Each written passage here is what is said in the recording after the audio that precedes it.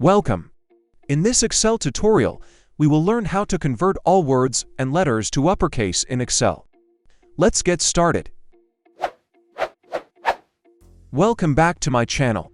My name is Rob Gafferer, and my goal is to provide you with quick and easy tutorials that don't waste your time. Make sure to like and subscribe if my videos helped you.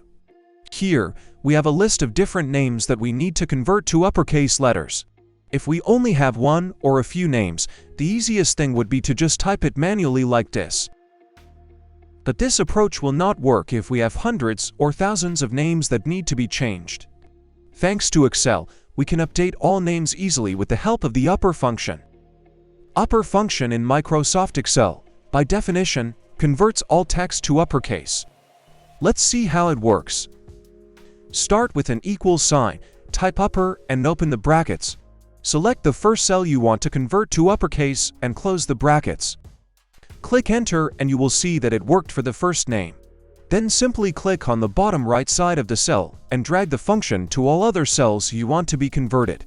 Now you know how to convert all words and letters to uppercase in Excel.